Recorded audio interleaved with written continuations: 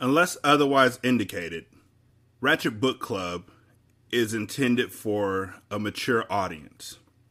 Viewer discretion is greatly advised.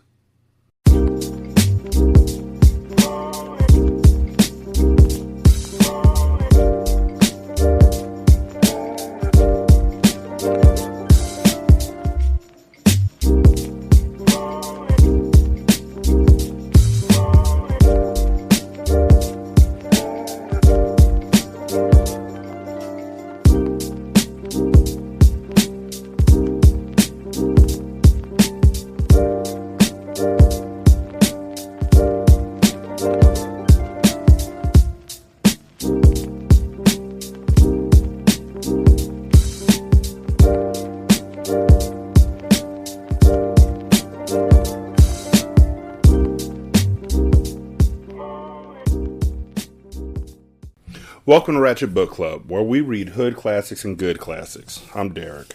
916-633-1537, Ratchet and Ratchet at gmail.com, Ratchet Book Club on Twitter, Ratchet Book Club on Facebook. You can leave a review on Podchaser. You do that, you can leave a review for the show as well as separate episodes, which are appreciated. You can become a Patreon member at patreon.com. You can /single simulcast. Buymeacoffee.com/sscast. Tip me on Good Pods. I appreciate everybody who's listening to the show. I really do. I do. Like, that's it. I think I quit.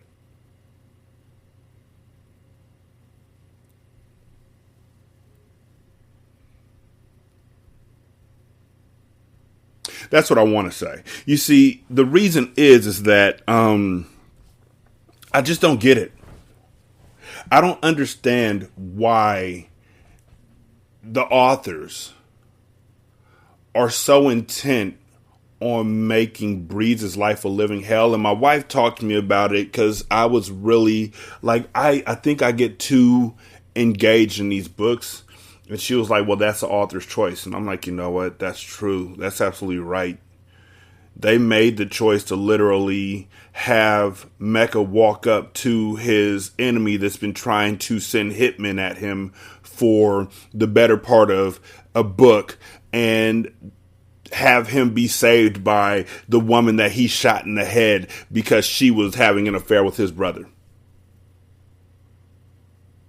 They made that conscious decision to have his life be saved by one of his worst enemies and by somebody who should want vengeance on him more than anything else because he took the love of her life away and he tried to take her out of this world. But they show him grace. Meanwhile, Breeze, for no reason of her own, gets kidnapped, gets sexually assaulted, hangs herself in the dream that Mia Moore somehow has. In the house that is perfectly described. Like in her dream, this house she's never seen is perfectly described. And accurate. Hangs herself and dies. Comes back to life because it was all a dream. She used to read Word Up magazine.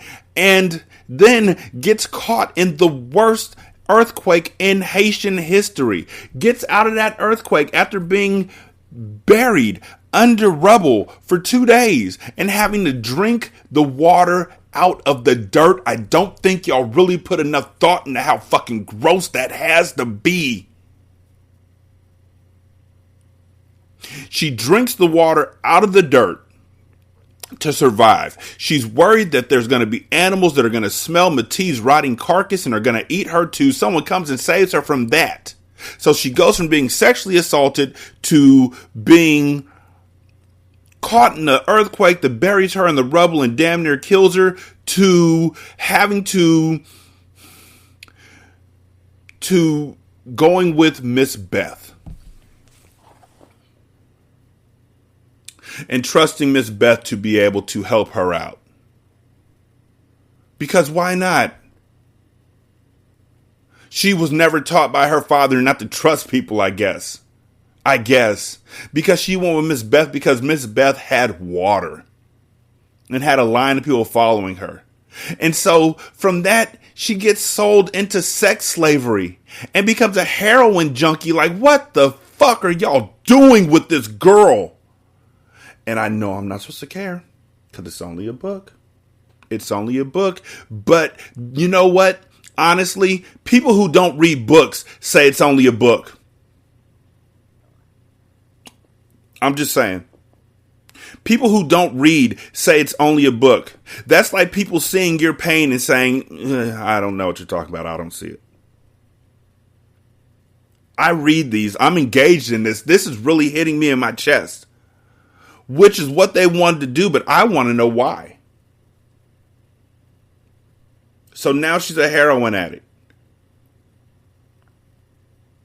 And a sex slave. For no reason of her own. And Mecca, who has done every evil thing in this world, is still getting grace. And that's why I wanted to just scream. I ain't quitting, though. Fuck them niggas. I ain't going out that easy. Chapter 8. A Real Live American Boy. Ileana.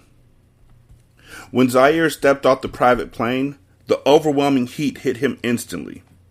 His baggy khaki shorts and white button-down linen shirt seemed too heavy for the Mexican heat. He unbuttoned his shirt, revealing the crisp white wife beater underneath. You know, I've always hated that fucking phrase. I've always hated it. I've heard people call it an A-top, which works for me because, honestly, it looks like the letter A. I've heard it called an H-top because, again, the two tops of the tank top can make it look like an H. I've heard it called a tank top just normal, and that works for me too. What doesn't work for me is the term wife beater. And how it's become so regular and so normalized that they actually put it in here without any thought to it, like there's no other name for a fucking tank top. It's a wife beater. Revealing the and yeah, if y'all don't know why it's called a wife beater, it's because it's also stereotyping against the white people who live in the Appalachian Hills of Ohio, who were said to, and the Ozarks and shit, who were said to wear those while they got drunk and beat their wives. Big fucking joke. I'm not even mad about the thing about the white people. I'm still mad about the fact that y'all made a joke about domestic violence. Good job, whoever came up with that shirt name. Go fuck yourself twice. His eyes were hidden behind the Ohms shades he wore. The hidden airstrip that they used to fly in on was undetected by the Mexican government, so Zaire felt secure as he stepped off of the plane. Still, he knew that because his presence in Mexico was completely undetected, if something were to happen to him, no one would even know where to begin looking. He had wanted to bring Mecca along, because that was the one person he knew wouldn't be afraid to pop off if things got out of hand. But Mecca was a hothead, and could easily blow this deal for them.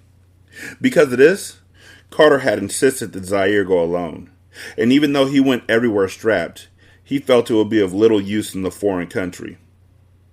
Buenas tardes, senor, the driver greeted as he held open the limousine door. Zaire nodded his head to greet the man, and then stepped inside of the plush vehicle. A full liquor bar was set up for him inside, but he chose not to partake. He was there to handle business only. He could bullshit back home.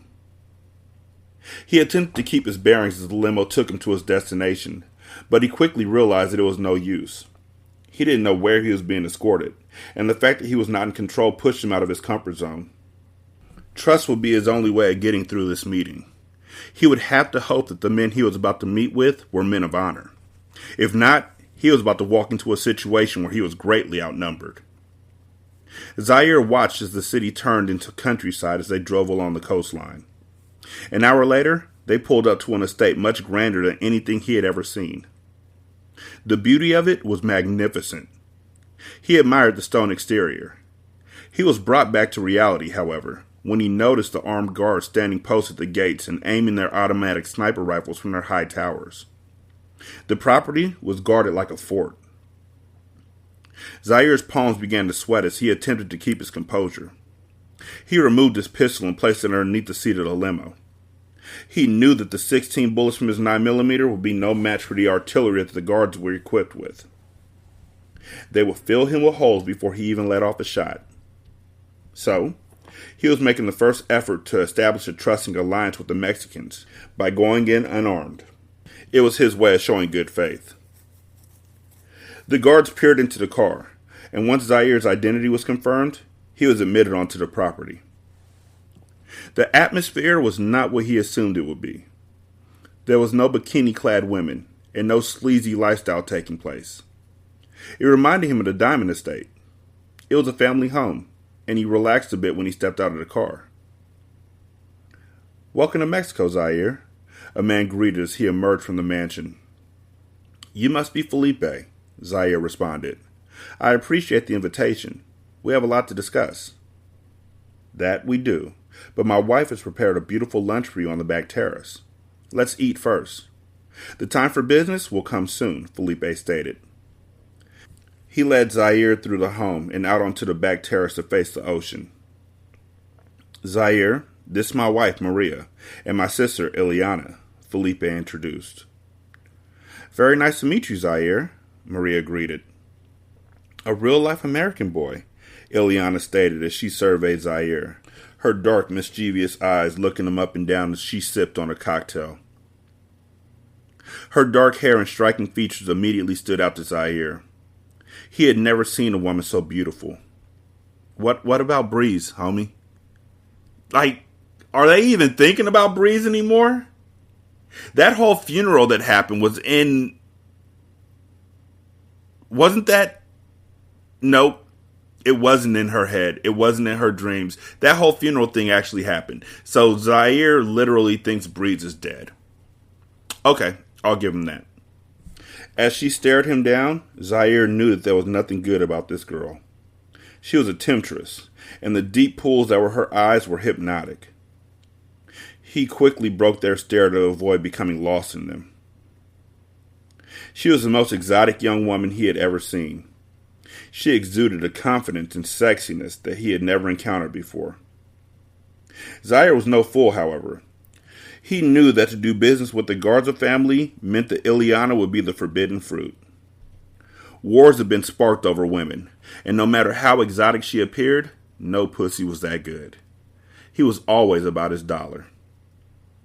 Except for, when it was necessary for him to put down everything that he believed in so that he could fall in love with Breeze and put her in a position where she would get kidnapped and nothing would happen to him.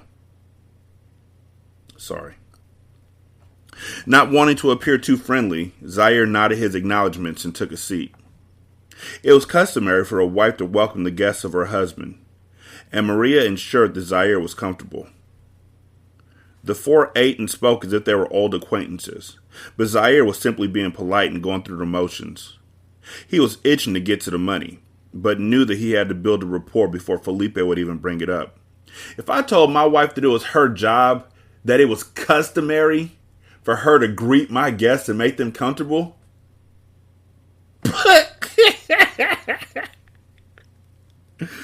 oh God, that's funny. Although there were only 4 people at the table, Zaire was well aware that he was being evaluated by many more. After much unwanted banter, Zaire finally spoke up. His patience was running real low. "I'm not here on a social call," he thought. "If we ain't talking money, then we're wasting time." He leaned into Felipe so the women could not overhear and said, "I'm ready to get down to it. I appreciate your hospitality, but it really isn't necessary. Time is of the essence, you know what I mean?" Felipe put his hand on Zaire's shoulder. "My man, in such a rush." "Sometimes you have to do things slowly in order to do them efficiently, my friend," he replied. He stared tensely at Zaire, and then snapped his fingers, making one of the housekeepers rush quickly to his side. "Si, senor," the elderly woman asked.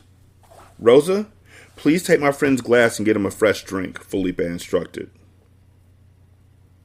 Zaire never broke Felipe's stare, because there was not a man on this earth who could intimidate him. He was fearless as he said, one man against what he was sure was an entire Mexican army lingering in the shadows of the massive estate. It was clear that Felipe held the power, and by making Zaire wait, He was sending a clear message that everyone on the southern side of the border moved at the pace of the Garza family, including Zaire. Ileana watched Zaire's interaction with her brother and secretly admired him. In no form was Zaire bowing to Felipe, and his demeanor intrigued her. She was not used to opposition. No one ever had the balls to hold their ground against the Garza cartel, but it was obvious that the reputation was not impressive to Zaire. The housekeeper came back with a new drink for Zaire, and then turned to Felipe and announced, "It has been done, senor. He is not in the database." Felipe's mood immediately changed, and his callous expression transformed into a satisfied smile. "I apologize, Zaire. I had to make sure that you are who you say you are. I lifted your prints off your cocktail glass and had one of my men run them through your country's national federal database. All federal agents must have their prints taken. A man in my position can never be too cautious," Felipe explained. Not wanting to appear too impressed, Zaire held his cards, but he was inwardly pleased at how thorough Felipe was. "I understand," Zaire replied. "Now, if you two will excuse us," Felipe stated as he stood to his feet. "I think I've wasted enough of this man's time." "Surely lunch with me was not a waste of time," Ileana spoke up, seduction oozing off her words. Zaire smirked and then followed Felipe into the mansion. By the time Zaire departed Mexico, he had secured a new connect in partnership with Felipe. The cartel was back on, and with the pull that the Garza cartel possessed, it was only a matter of time before Carter was free and money flowed again. As Ace stared out the hotel window, he could not believe his life had come to this. Hiding out in northern Pennsylvania with no contact to the outside world was not what he called a life. Hold on 1 second. Alright, cool. I had to check. In the second book, they said that he was in Wyoming. If they had said that he was actually in Wyoming in this book, I would have been so fucking furious.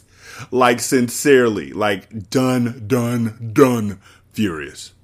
I mean, I would have still read it for y'all motherfuckers, but y'all would have been paying me for the shit. Hiding out in northern Pennsylvania with no contact to the outside world was not what he called a life. Foolishly, he had tried to backdoor the cartel and sell bricks of cocaine on the side. He had gotten greedy.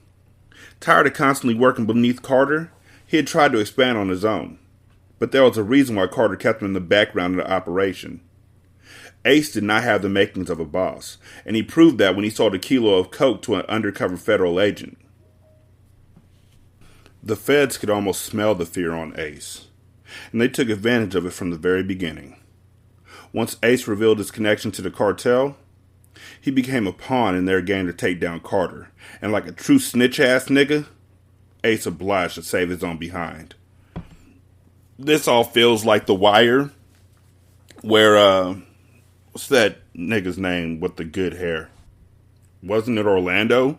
Well, whoever the manager was of Orlando's, his nickname was Orlando, but his real name was Wendell. Mr. Wendell, yeah. Sorry. That was such a horrible song. Like, he really thought he was being deep in that song. One day I'm going to do a podcast discussing music, and it's going to be an interesting thing. Anyhow, in that show, Orlando was trying to sell bricks on the side when all he had to do was sit back and be the face of Orlando's, which was their hideout spot. But instead, he decided to sell bricks on the side, and he got caught, and he tried to snitch, and then he tried to set them up on a sting with cops, and then he got shot. That's what's happening here. The life of a federal witness was not what he anticipated.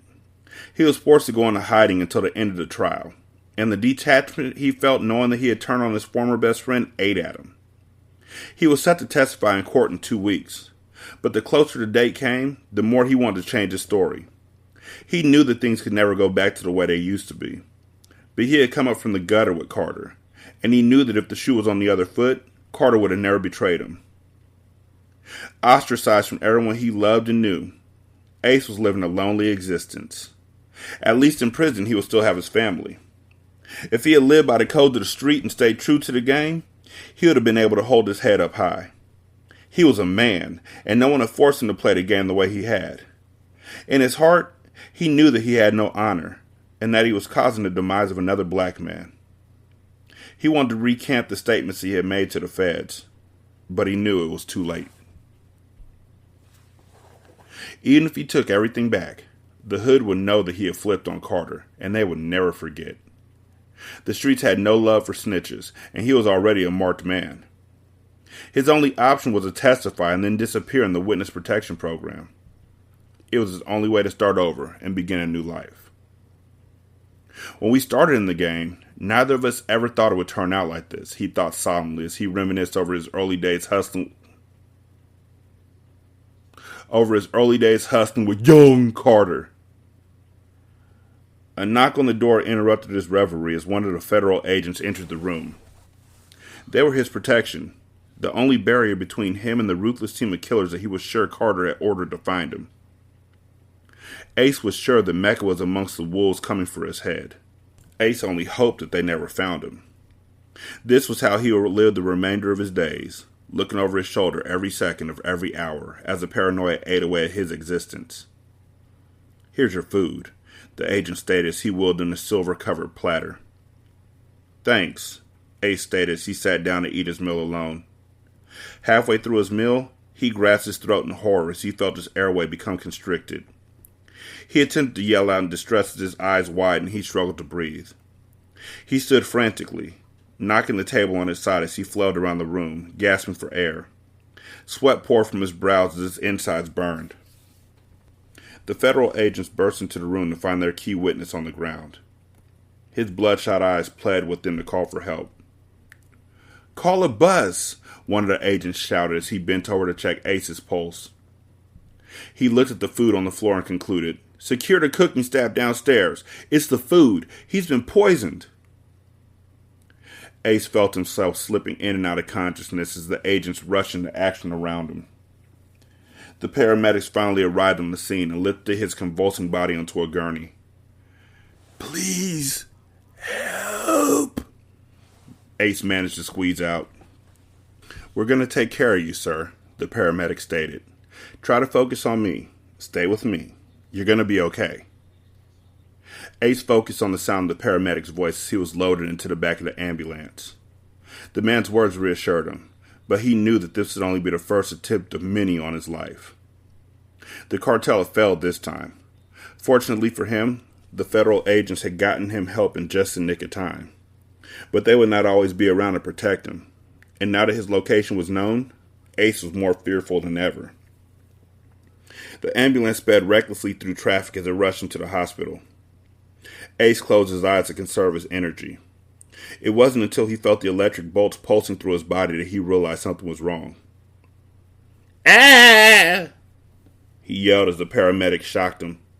The voltage was up so high that the hair on his bare chest smoked. "Fuck is going on?" Before he realized what was happening, he watched the Mexican man place the gun in the center of his forehead. He didn't recognize the men, and the look of confusion was apparent on his face. The ambulance stopped moving, and the back door was snatched open. He looked up and into the face of the devil, Mecca Diamond. Next to him stood a stoic Zaire. Also on the wire, just so you know, because they alluded to it in the last chapter, also on the wire there was a segment where a federal agent was working both sides, telling a drug consortium where people were coming to get them from so then they could hide out. And I think that's what happened here too. Felipe's soldiers removed their paramedic disguises and hopped out as Mecca and Zaire climbed in. Ace attempted to sit up, but was laid back down with the butt of Zaire's gun as it cracked the bridge of his nose. "Zai, man, come on. We're family. I swear I won't say shit, fam. You don't have to do this," Ace begged as he reached out his hand towards Zaire. Mecca scoffed in disgust. "So pussy-ass nigga, where the fuck Carter get this motherfucker from?" he asked as he aimed his .357 and blew a hole through Ace's pleading hand. "Ah, fuck!" Ace yelled in excruciating pain as blood spewed from his wound. He held his injured hand. Ace knew that there would be no reasoning with Mecca, so he hoped that Zaire would show him sympathy. Zaire, we came in this together. And you going out alone, my nigga, Zaire stated coldly. His loyalty was to Carter. Any love that he had for Ace dissipated when Ace turned snitch. Zaire figured that if Ace was willing to turn Carter in, it was only a matter of time before his own name turned up on a federal affidavit. Tired of the Remember the Times love song that Ace was singing, Mecca emptied his clip into Ace, silencing him forever. Zaire then walked around to the driver's seat and put the vehicle in drive. He and Mecca stood as they watched the ambulance roll through the highway rails and plunge down into the mountain valleys below. They turned around and shook hands with Felipe's men. Their connection with the guards of Cartel was already proven to be valuable. It was Felipe who had located Ace, and because of him, at that very moment, the federal judge presiding over Carter's case was being paid off handsomely. Without Ace, the Fed's case would be too weak to convict, and when Carter's lawyer requested a dismissal, the judge would oblige. Chapter 9. Yeah, I know you're a diamond, Mecca. Me and everyone else in Miami knows. Lena. Making the trip to Mexico the second time was bittersweet for Zaire. He was eager to begin their business relationship with the guards of Cartel, but he was upset by the fact that he missed Carter's last day in trial. He would soon have his freedom, and Zaire wanted to be there to congratulate him when he walked out of the prison walls. He knew that his task in Mexico was more important, however. There shouldn't have been a comma there, but there was. So that's why I paused. Carter had groomed him well, and he knew that above all else, the money was always first priority. They could celebrate later. Today, Zaire had 3 tons of cocaine to pick up. Nobody dealt in quantities that large, and with that much access to the product, it was only a matter of time before they were the largest drug cartel in the nation. Miami was only the beginning. I thought that they were getting heroin. I thought they were heroin dealers. Like, why are they worried about coke? I guess they'll be worried about everything, but if you have weak heroin in jail, which is what he was talking about, and that was all good, but it wouldn't work out on the streets, I doubt the heroin addicts are going to say, you know what I'll take instead? I'm going to take that cocaine. You know, my usual preference is heroin, but in a pinch. When Zaire pulled up to the Garza estate this time, there was no hesitation. He had already established a level of trust with Felipe and was granted access with ease. He was greeted by Felipe, who stood waiting with open arms. Zaire, my friend, Felipe said as the 2 men embraced briefly. I have something to show you. Okay, so I'm going to stop right here. I am certain that somewhere in this book, Ileana is going to fuck everything up for the entire cartel, because she and, Zaire is going to fuck everything up because he's not going to be able to resist Ileana. Zaire followed Felipe around to the back of the estate until they came upon 2 Mack trucks. Felipe pulled up the back of one of the semi-trucks, and his eyes widened as he took in the beautiful sight before him. Rows and rows of neatly packed kilos. There were so many bricks that they gave off a sparkle. Zaire had never seen so much work in his life, and the sight made his hands itch, because he knew that soon a lot of money was going to flow. There are 3 tons between the 2 trucks. I have the entire first shift of Border Patrol on payroll. You and your people will be able to drive straight through without being stopped, Felipe stated. Zaire quickly added the total worth of the cocaine in his head. 3 tons equaled 3,000 bricks. They would easily go for 25 a pop. And even after splitting the take with Felipe, the cartel stood to profit almost $40 million. It was a big payday for everyone, and as long as everything went flawlessly, there were many more lucrative deals to come in the future. Cat got your tongue, Zaire? Zaire turned around and saw Ileana standing behind him. Her tan skin glowed flawlessly, and she hid her mysterious eyes behind large Dior sunglasses. Her voluptuous body, yep, it's a wrap. Her voluptuous body was displayed in the designer 2-piece bikini and matching cover-up she wore. Every part of her appeared perfect as Zaire took a quick glance, admiring her from top to bottom, taking in everything from her pedicured feet to the seductress red stain on her lips. Ileana, he acknowledged. He kissed her cheek quickly before turning his attention back to the task at hand. I'm going to do this real quick because they don't do it, but I'm going to do it. So, Felipe, looking great in a tan brown suit that showed off his slim figure, put his arm around Zaire. The gesture was too... What the fuck? Okay, this is really it.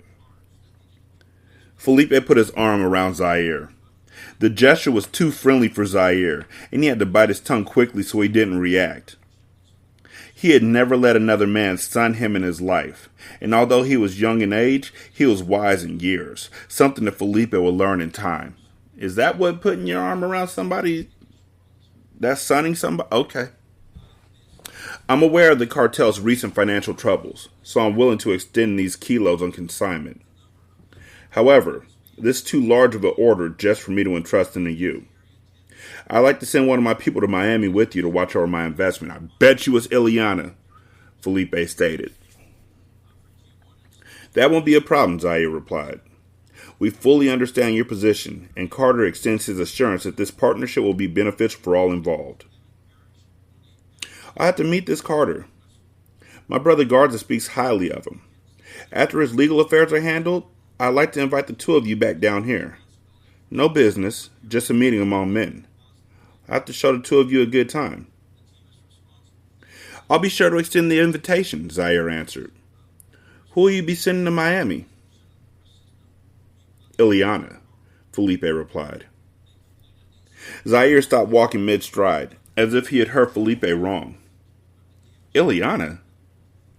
She will not get in your way. She'll simply be my eyes and ears. I hope that you'll put her up temporarily, Felipe suggested. Zaire looked back at the seductive Ileana. He knew that her presence would only mean trouble. Of course, he said as he turned back to Felipe. Ileana would be a beautiful distraction, and he would have to stay focused on his hustle to make sure that things remain professional between them. She's going to die. Carter sat reserved behind the defense table, completely confident as he sat poised and attentive. It had not been a good day for the defense. After losing their key witness, they were grasping at straws to keep the case alive. Carter's defense was all over it. Wait, isn't it the prosecuting team that's having a bad day because their witness came up missing? Wouldn't that be the prosecution? Their job's to prosecute, right? Carter's on the defense. Right?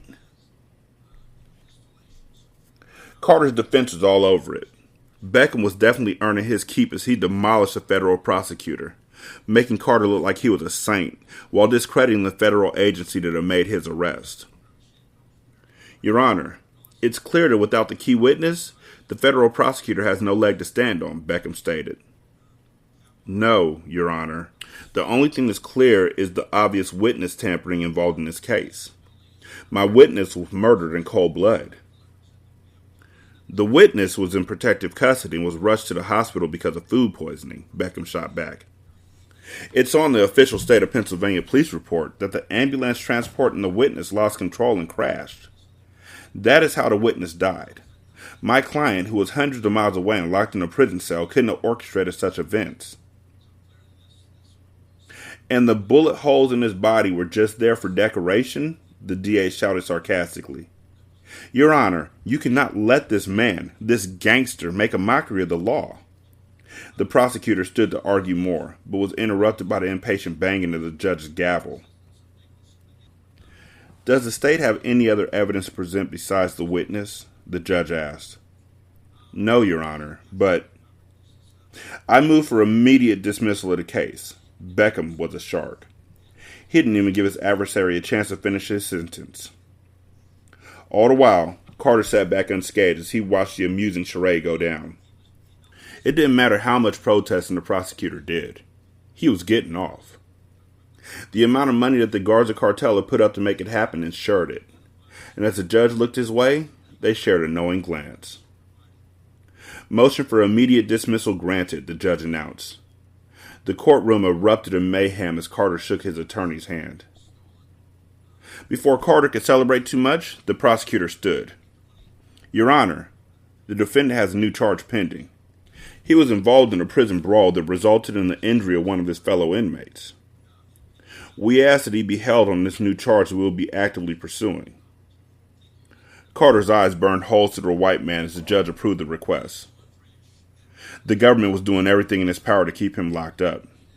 Before Carter could even express his displeasure, Beckham leaned into his ear. Don't worry about it. That is just the desperate measures of a persistent DA. You just made them look bad.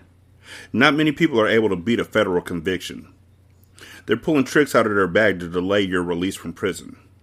I'll make sure the technicalities are taken care of immediately. You'll be out by this evening, Beckham assured. Ensure that I will, Carter instructed as he allowed the bailiff to escort him away. He told himself that it would be the last time he will ever be placed in handcuffs. Prison was not for him.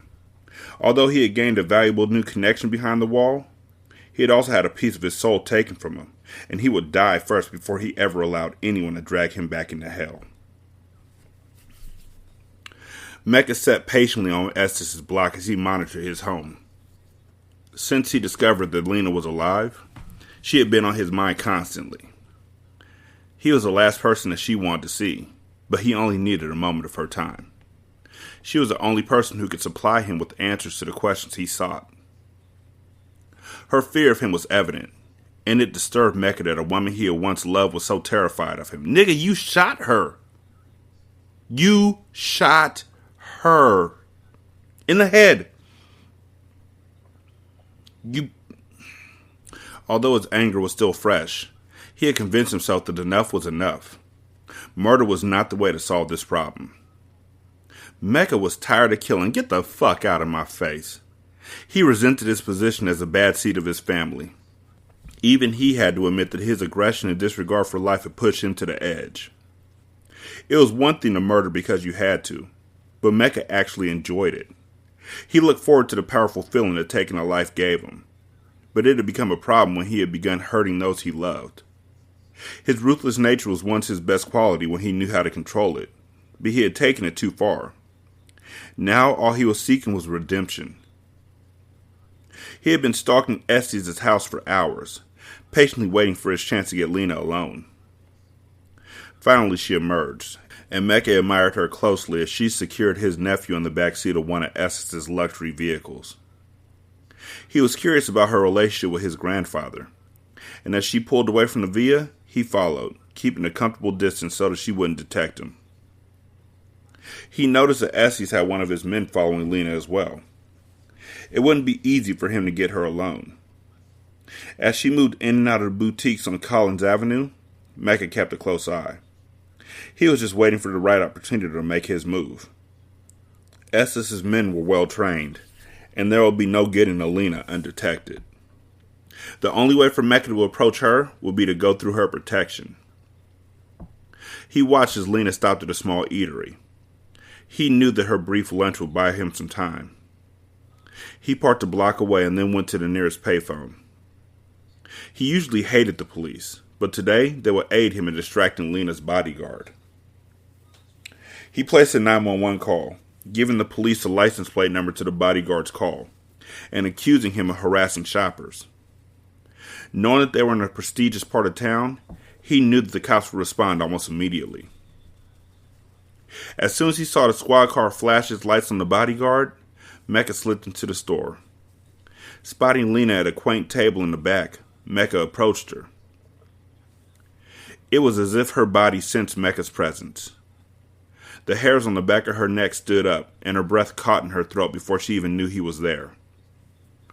Warning bells went off in her head, and when Lena looked up from her menu, she froze like a deer in headlights. Because of Mecca, she was that tuned in with danger.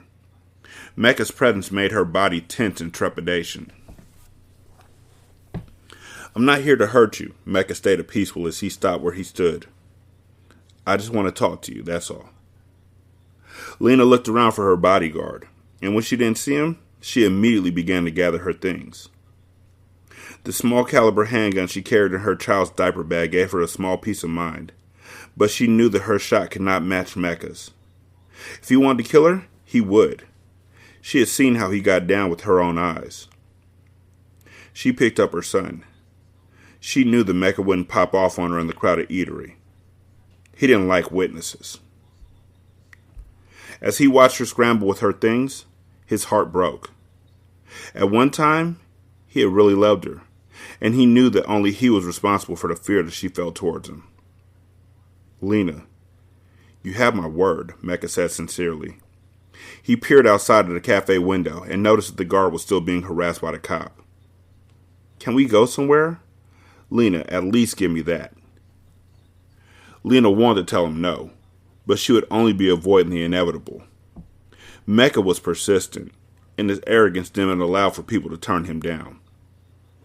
If she told him no today, he would only come back tomorrow and the day after, until eventually she said yes.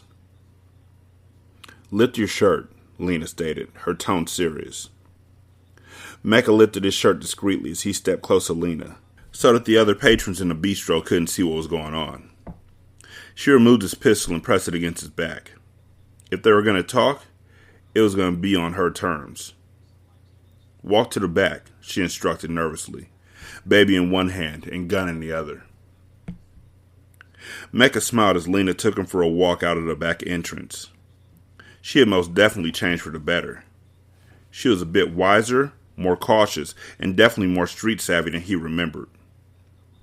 Her time around Estes has not gone by in vain. When they were finally out in the alley, Lena asked, "What do you want?" The gun was still pointed at Mecca's back as he replied, "I'm going to turn around now." He chuckled at the irony of the situation and continued, "Whatever you do, don't shoot." Lena's hand trembled, yet her eyes were determined and revealed to Mecca that she would protect herself if he gave her a reason to. When he was fully facing her, he said, "Is this money, son?" He already knew the answer to his question, but he needed to hear her confirm it. He could see a sense of pride and also shame wash over her face as she answered, "Yes." Mecca smiled at the sight of his nephew. "What happened, Lee?" he asked, calling her by a nickname that only he used. "How did everything get so fucked up?" Lena steadied her aim as she answered, "I was in love with two brothers. Money and I never meant to hurt you, Mecca." "He was my brother. How could you fuck with him, Lena? How could he fuck with you? He knew how I felt about you," Mecca whispered. Lena's eyes widened in disbelief. "How you felt about me, Mecca?" she shrieked. "I didn't even think you were capable of feeling. You wanted money to see a love that didn't exist." "You can really stand there and say you didn't love me?" Mecca stated angrily. "You know I loved you, Mecca, but you are the one who never showed it back. Why would money, or Breeze, or anyone else for that matter know that you loved me? I didn't even know. All you did was hold me, Mecca. You fucked around with this bitch and that bitch, all the while wanting me to stay faithful to you." Utter confusion spread over her face, and she stared at him as if everything was his fault, which it was. "Those other bitches didn't mean shit to me, Lena. You knew that. I'm a diamond." "You didn't have to do me like that, fucking around with these girls, but you know I'd be right back." Like, that's what he sounds like right now. He sounds like real bad. Lena rolled her eyes at his arrogance and lowered the gun as she dropped it on the ground in disgust, unable to let him finish his sentence. "Yeah, I know you're a diamond, Mecca. Me and everyone else in Miami knows. That still doesn't give you the right to behave the way you do. It doesn't make how you used to treat me hurt any less." She shook her head back and forth. "You know what? I don't even know why we're doing this," she said as she began to turn away. Mecca grabbed her arm to stop her from leaving. "Lena, I didn't always know how to show it, but I did love you. You were the one I broke bread with. You were the only woman I trusted. You knew everything. What I did, where I slept, the combination to the safe. It may have been a fucked up way to love. Shit wasn't sweeter on no lovey-dovey type shit, but it was the only way I knew how to show it," Mecca revealed. "I've never been like Monroe." "I never asked you to be," Lena stopped him. "But when things got really bad, I began to notice how gentle Monroe was. how patient and loyal he was, and I got caught up. I fell for him. I know that it was wrong, and I knew all along that it would hurt you. But as much as you would hurt me, I didn't care. I just wanted to be happy. All the bitches in Miami, and money had to choose mine, Mecca stated callously. Are you not hearing what she's telling you, dude? Like, at all? I think you should know that money loved you. He loved you so much that he was going to cut everything off with me. The night you caught us? Yeah. The night. I'm sorry. Every time I think about that night, I just get mad all over again. This is me talking, not her, by the way. I don't want you thinking that she's saying she gets furious. I get furious because of that timeline, that fucked up parallel. We talked about this. The night you caught us, he told me that he could never be with me, Lena admitted. Hearing this caused Mecca's eyes to become misty as he tried to control his emotions. I killed him, Lee, Mecca said aloud for the first time as he broke down. There was no reason to lie to her. She had been there. She was the only person in the world who truly knew every aspect of the truth. He hit the concrete wall with his fist. You did, Lena replied. Although her heart ached for him, she held back. He didn't deserve her sympathy. She couldn't allow Mecca to pull her back into his chaotic world. Her life was centered, healthy, safe, and nothing but danger dwelled around him. I'm sorry, Ma. I'm sorry for everything, he finally said, conceding to the guilt that had been torturing him from the very beginning. He didn't know what the hell was happening to him, but he did know that the lifestyle he led was slowly becoming harder to maintain. Everything had been so much easier when he had his family behind him. When his father, brother, mother, and sister were alive, he had something to go to war over. He had things to kill for. But now that they were all gone, Mecca felt empty.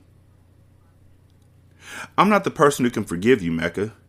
You filled your life with so much bad that you have no room left for the good, Lena whispered. God is the only one who could take the burden away, the guilt. You need to talk to him. Mecca nodded his head and gripped the bridge of his nose as he nodded towards his nephew. Can I hold him? He asked. Reluctantly, Lena handed her son to his uncle. The diamond familiar connection was so strong that the boy immediately took to Mecca. Her eyes filled as she watched her son wrap his arms around Mecca's neck. What's good, little man? Mecca greeted as he hugged Monroe Jr. Everything about the little boy reminded him of his late twin. I owe you the world, he said as he kissed the little boy on his forehead and handed him over to Lena. Memories of his childhood years with his brother flooded him. It was as if he was staring directly at the past when he looked at Lena's son. As he began to walk away, one more question nagged at him. He stopped and said, One more thing. How long have you been living with Estes? Since the day that you shot me, she responded. Tension filled the space between them as they both recalled that fateful day. And although Mecca had no right to ask, he had to get one more thing off his chest. Are you fucking him? His tone was not demanding or angry. It was just something that he needed to know. Lena wanted to tell Mecca that it was none of his business, that he was no longer entitled to know who she chose to become intimate with, but she didn't. A part of her, the part that felt guilty for sleeping with Monroe, the part that felt guilty for having his brother's child, the part of her that hated that sad look in Mecca's eyes. This part of her allowed her to answer. No, Mecca. I'm not sleeping with Estes. He says that he loves me, but I don't know if I can give it back, Lena replied. Relief washed over Mecca, and he said, I want to see you again, and I want to get to know Money's son. I know I have no right to ask, but Estes will kill you, Mecca. He isn't making idle threats. If he even thinks you're around Money's son, Lena objected. Estes was not her only concern, simply the only one that she voiced. I don't care. I have a lot to make up for, Lena. I don't owe Estes shit, but I owe Monroe everything. If you don't want me around, then I'll leave without looking back. But nobody else stopped me from getting to know my brother's son. I'm trying to make things right, he stated sincerely. This is all too much for me right now. I love my son, Mecca, and I'm not going to lie. I don't trust you. Lena opened the back door to the bistro. I'll think about it. Just give me a little more time. 916-633-1537. Ratchet and Ratchet at gmail.com. Ratchet Book Club on Twitter. Ratchet Book Club on Facebook. Help us buy books at patreon.com/single simulcast or buymeacoffee.com/sscast. If you're on Good Pods listening to the show, you can leave a tip in the tip jar. I appreciate it. Leave a review on Podchaser. You can leave a review for the show or the episode that you're listening to, or you can leave a review for both. You can also leave a review on Apple Podcasts and on Stitcher. I don't know.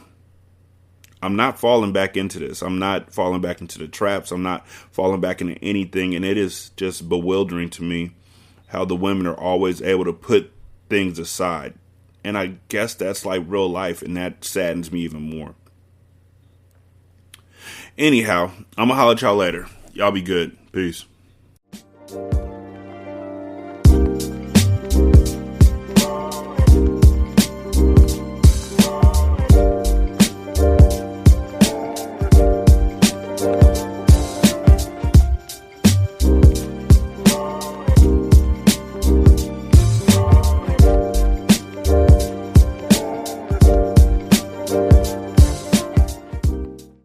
The intro and outro to Ratchet Book Club is by That Kid Garan, and it's called Goodbyes. You can email him at tkgbeats94@gmail.com for more information on how to lease this beat. This is Single Simulcast.